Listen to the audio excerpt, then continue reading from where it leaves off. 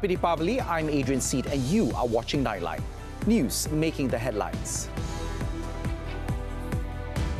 Malaysia wants OIC to assertively call for Gaza ceasefire.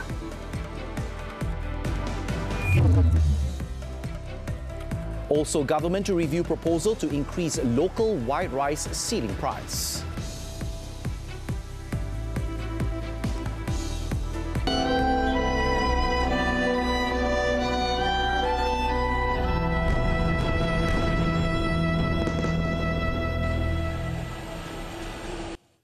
Thanks for joining us. Malaysia has called for the Organisation of Islamic Cooperation OIC member countries to consistently and assertively call for an immediate ceasefire and expedite humanitarian assistance to the people of Gaza. Prime Minister Dato Sri Anwar Ibrahim stressed that Muslims across the globe expect tangible results and concrete action from the one-day Islamic summit held in Riyadh on Saturday. I call upon each of us to strategically employ our diplomatic channels and networks in every dialogue and on every stage, be it bilateral or multilateral, regional or international. Let us consistently and assertively call for the following in a concerted diplomatic campaign. Institute an immediate ceasefire. Increase and expedite humanitarian assistance to the people of Gaza. The Prime Minister was speaking during the 8th Extraordinary Islamic Summit of the OIC to discuss the ongoing Israeli aggression in Palestine. He also hoped for all Israeli settlement activity and settler violence against Palestinians in the West Bank to immediately cease. He also called for investigations and prosecution of all breaches of international law, including war crimes, through international institutions. Malaysia supports the Arab Peace Initiative and negotiations with reputable mediators to advance the two-state solution with the recognition of the independent state of Palestine based on the pre-1967 borders and with East Jerusalem as its capital.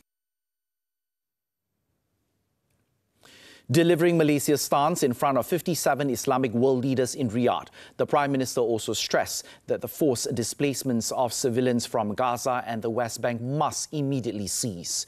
He also wants OIC member countries to combat the global rise of Islamophobia while safeguarding the right to peacefully express the support for the Palestinian cause. Neither homes, hospitals, nor religious sanctuaries, Muslims or Christians, are safe from Israel's indiscriminate attack. According to Anwar, the continuation of the politics of dispossession of the Palestinians is not taking place in the dead of night, but is being perpetrated in full view of the world in a flagrant breach of international law. Ironically, in these capitals that herald free speech and human rights as a sacrosanct right, some authorities have denounced proponents of the Palestinian cause, maligning them as purveyors of hate speech and supporters of terrorism. This is perverse double standards writ large. On the sidelines of the summit on Saturday, the Prime Minister held a meeting with the King of Jordan, King Abdullah II. In his social media posting, Anwar said his meeting with King Abdullah took place in a relaxed and harmonious atmosphere. He said the meeting also created more opportunities for bilateral cooperation between Malaysia and Jordan, besides the highest level visits in 2024, as well as private sector collaboration, especially in drone technology and military cooperation. The two leaders also discussed the need to address the tension in the West Bank and Baitul Maqdis, especially the Israeli settlers' aggression against the Palestinians. The Prime Minister said they also discussed possible efforts to be taken to stop the war in Gaza and the humanitarian crisis affecting innocent people in the region. In another bilateral talk on the sidelines of the OIC session, Anwar expressed hope that his meeting with Pakistan's caretaker Prime Minister Anwar ul Haq will take the bilateral relations between Malaysia and Pakistan to greater heights. In his social media posting, Anwar said it is also hoped that the friendly and fraternal relations between the two countries would continue to grow. Also present at the meeting were Foreign Minister Datuk Sri Zamri Abdul Kadir and Foreign Ministry Secretary General Datuk Sri Amran Muhammad Zin. At the conclusion of the emergency summit, the Arab League and OIC called for an end to the conflict in Gaza and rejected justifying Israel's actions against Palestinians as self-defense. They also urged the International Criminal Court, ICC, to probe the war crimes and crimes against humanity committed by the Zionist regime in Palestine. The summit assigned the foreign ministers of Saudi Arabia, Jordan, Egypt, Qatar, Turkey, Indonesia, Nigeria and Palestine to initiate immediate international action on behalf of all member states of the OIC and the Arab League, to formulate an international move to halt the war in Gaza and to pressure for a real and serious political process to achieve permanent and comprehensive peace in accordance with established international references. The summit also called upon member states of the OIC and the Arab League to exert diplomatic, political and legal pressures and take any deterrent actions to halt the crimes committed by the colonial occupation authorities against humanity. The leaders also urged the United Nations Security Council to take decisive and binding decisions that imposes a cessation of aggression and curbs the colonial occupation authority that violates international law, international humanitarian law and international legitimacy resolutions. Meanwhile, Israeli airstrikes in Gaza have killed more than a dozen people and destroyed the main hospital's cardiac ward as fighting continues in the besieged Strip. Officials reported that at least 13 Palestinians were killed after an airstrike hit a residential compound belonging to a single Palestinian family in Khan Yunis. In the meantime, the Zionist regime continues to target hospitals in Gaza from the air as its ground forces have also surrounded several hospitals in the northern part of the besieged enclave. The Director General of Hospitals in Gaza warned the lives of hundreds of patients are at risk because of the catastrophic situation at Al-Shifa Hospital, while Palestinian Minister of Health Mai Al-Khaila said Israeli forces are not evacuating people from hospitals. Instead, they are forcibly evicting the wounded onto the streets, leaving them to face inevitable death. Al-Shifa Hospital has been caught in Israel's ground offensive and its cardiac ward has been destroyed. To date, more than half of Gaza's hospitals and nearly two-thirds of primary healthcare centers are out of service, with at least 11,100 Palestinians have been killed in Israeli attacks on Gaza since October the 7th. The heavy fighting near Gaza's largest hospital has left it in a catastrophic situation, with patients and staff trapped inside, ambulances unable to collect the wounded, and life support systems without electricity. 3 newborn babies died after the Al-Shifa hospital went out of service amid the intense fighting, when all 4 sides of the hospital were surrounded under complete siege. Now it's very bad. We don't have connection. There is no internet. Sometimes we have some is on the call phone. We're on the 4th floor, and also there's a sniper who attacked 4 patients from the inside the hospital. One of them has the gunshot directly in his neck, and he has a quadriplegia, and the other one he has a gunshot in the abdomen. Some of the people which actually go outside the hospital, they want to go to the south, they bomb them also. They bomb the family from the Shifa hospital today in the morning.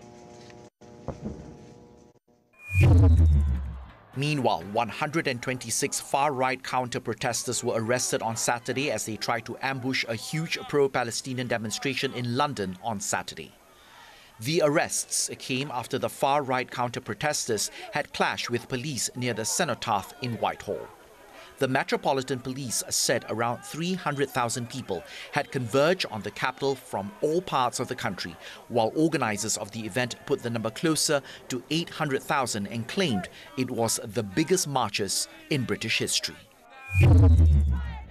Over in Dublin, pro-Palestinian protesters also marched in the Irish capital on Saturday, calling for a ceasefire in the Gaza Strip and the expulsion of Israeli diplomat to Ireland. The protest comes ahead of an Irish government vote next week on expelling the Israeli ambassador to Ireland, Dana Ehrlich. In Australia, Thousands of people staged rallies in cities across the country in support of the Palestinians. Significant crowds turned out to pro-Palestine events in Sydney and Melbourne on Sunday afternoon, while rallies were also planned for King George Square in Brisbane.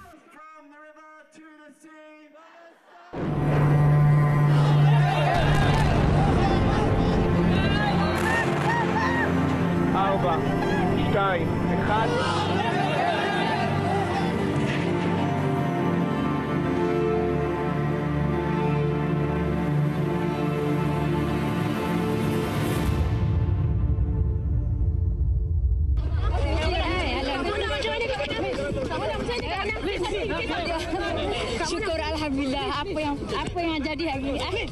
Tubuh badannya telah dipotong kepada 18 bahagian. Dia senyum dan jawab, semoga saya panjang umur. Mona ni hari-hari dia pakai cantik. Dia macam artis lah dia pakai tu. Hukuman gantung sampai mati ke atas ketiga-tiga tertuduh kekal.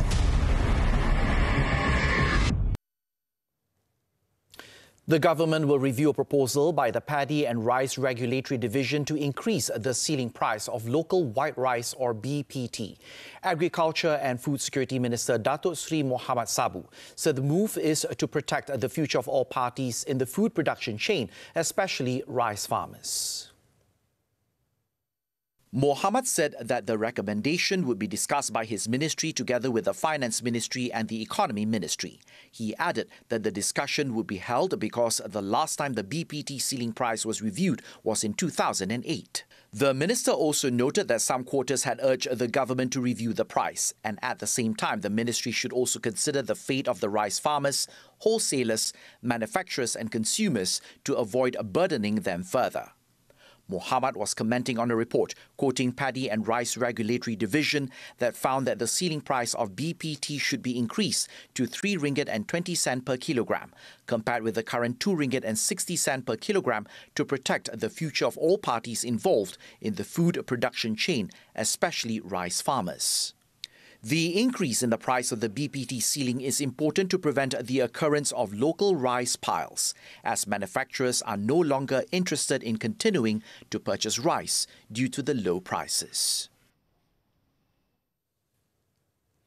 Deputy Prime Minister Datuk Sri Fadillah Yusof, who is also the Plantation and Commodities Minister, arrived in Shanghai, China on his maiden official visit to the country since his appointment on December the 2nd last year.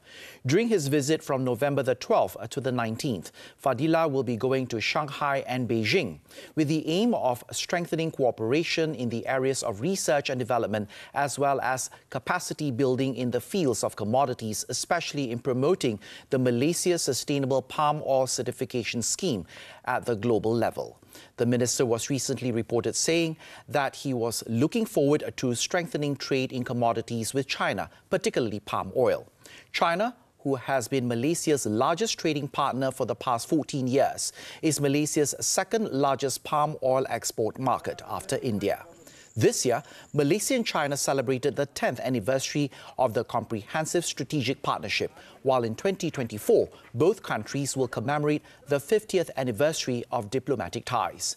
Therefore, this visit will also allow both countries to discuss and exchange views on programs and activities to be organized next year.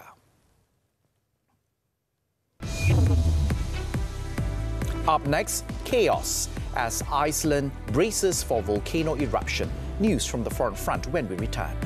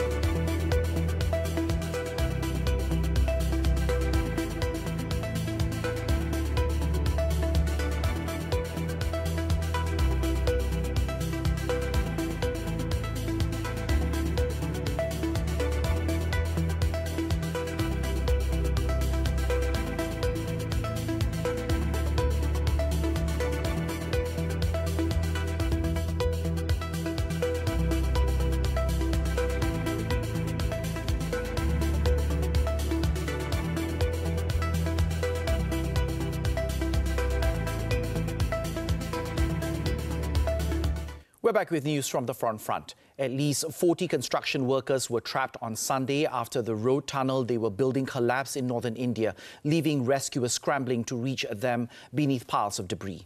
The collapse occurred in the Himalayan state of Uttarakhand, when a group of workers were moving out and replacement workers were going in. According to officials, about 40 to 41 workers are trapped inside, and about 200 meters of the tunnel have collapsed. However, they are optimistic that the men would be rescued safely, but said it was difficult to say how long it will take.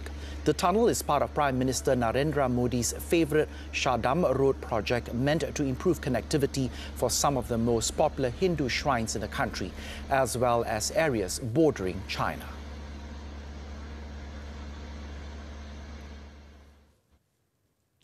In response to an escalating earthquake activity, Icelandic authorities have activated an emergency response plan aimed at ensuring a well-coordinated effort between relevant parties, particularly within the tourism sector. In a statement on Saturday, the government said the Tourism Action Board and the Tourism Executive Group are scheduled to convene on Sunday, aligning with the swift evacuation of events and establish contingency procedures. The town of Grindavik, home to approximately 4,000 people on the Reykjanes Peninsula, have evacuated on Saturday after nearly 800 quakes were reported, with a civil defence declaring a level of danger in the area. According to Iceland's Civil Protection Agency, a magma tunnel that is forming could reach Grindavik. However, it has been impossible to tell if and when the magma might break through to the surface.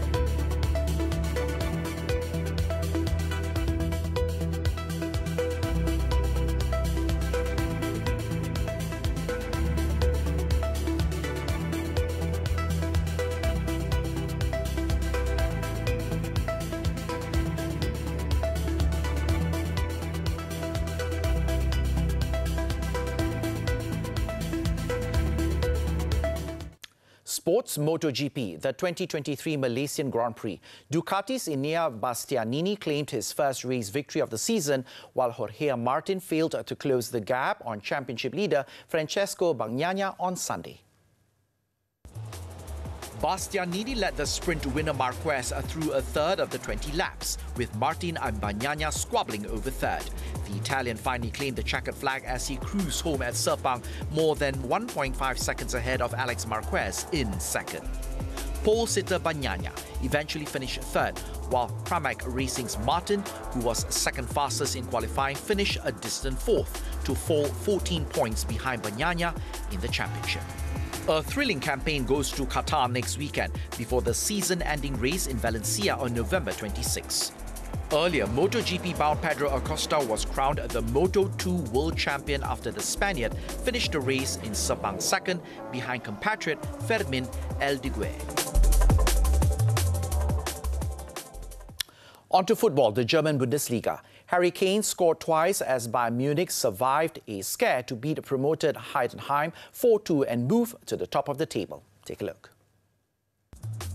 Kane, who already had a record equaling 15 goals in his first 10 German league games, needed just 14 minutes to grab his first against Heidenheim.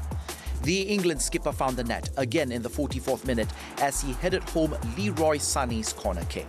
Heidenheim, however, hit back when Tim Kleinsdens scored in the 67th minute following a quick counter-attack before Jan-Niklas Beste equalised 3 minutes later after a botched pass from Bayern defender Kim Min-jae.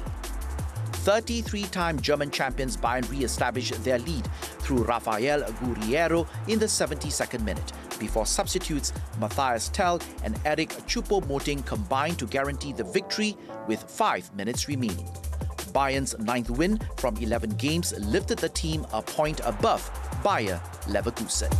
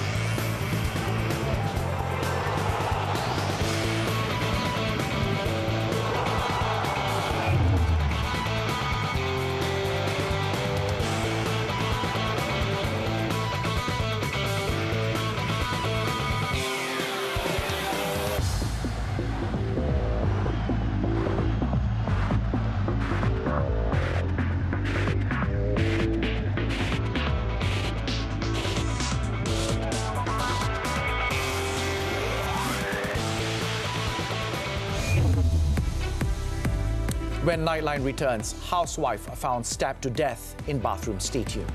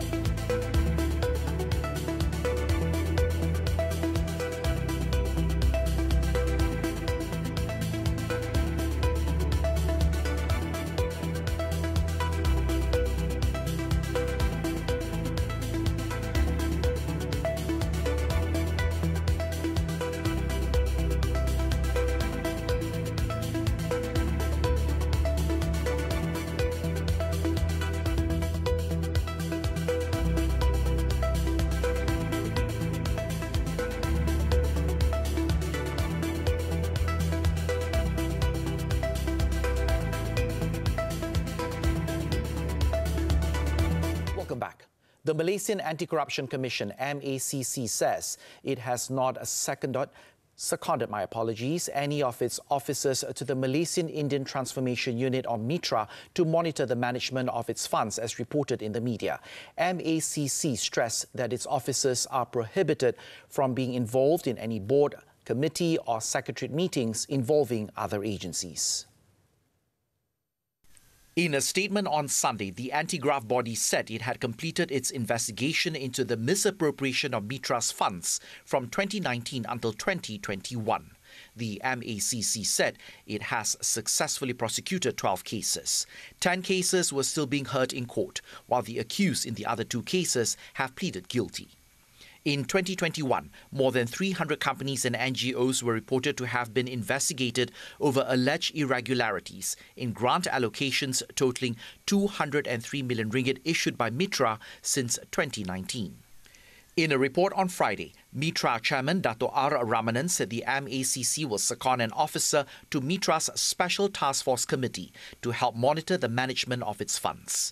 This is to ensure that the funds will be fully utilised and distributed in a more transparent manner for the development of the Indian community. A total of 8,481 relief centres that can accommodate over 2.1 million people have been set up to prepare for the floods during the northeast monsoon season. Minister in the Prime Minister's Department for Sabah, Sarawak Affairs and Special Functions, Dato' Armizan Muhammad Ali, said of the total 332 relief centres capable of accommodating 129,096 people are located in Sabah. He added that the government wants to take proactive action in the national disaster response, and every year preparations are made, including the crucial component of establishing relief centres. On November the 7th, the Malaysian Meteorological Department said 4 to 6 episodes of heavy rain are predicted during the northeast monsoon season from November the 11th until March 2024.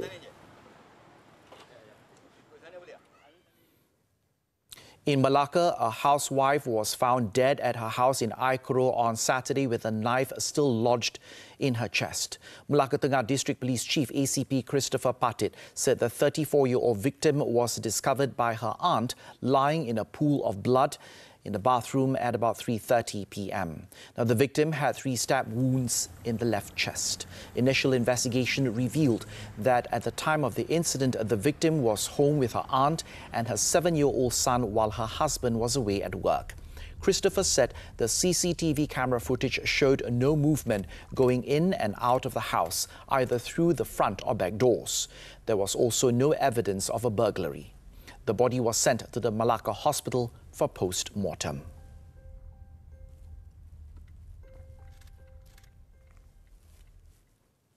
A man seen in a viral video relentlessly evading arrest on the rooftop deck of a flat block in Shah Alam on Saturday was wanted for several burglaries and drug cases. Shah Alam Chief Police Assistant Commissioner Muhammad Iqbal Ibrahim said the man was one of the 5 suspects aged between 24 and 37 who were arrested by investigators in a raid at about midnight. The suspects, consisting of 4 men and 1 female Thai national, tested positive for drugs. All of them have drug and criminal records. Muhammad Iqbal said during the raid, the suspects seen in the video tried to escape by climbing up to the rooftop deck of the flat block. However, the man, along with the other suspects, was successfully arrested with the help of the Shah Alam Fire and Rescue Department. Police also confiscated various types of items from the burglaries they had committed, as well as burglary tools and drugs. The suspects have been remanded for 5 days until November the 15th, and investigations are ongoing under Section 457 of the Penal Code.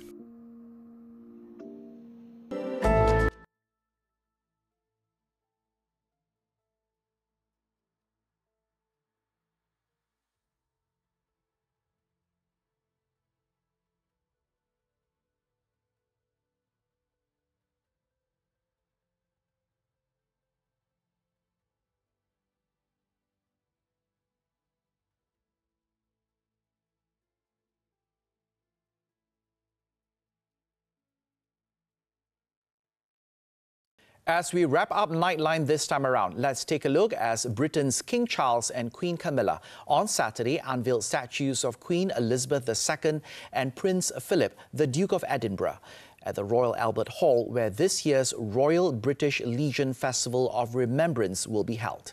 With that, I'm Adrian Seet. Thank you for watching and stay safe, Malaysia.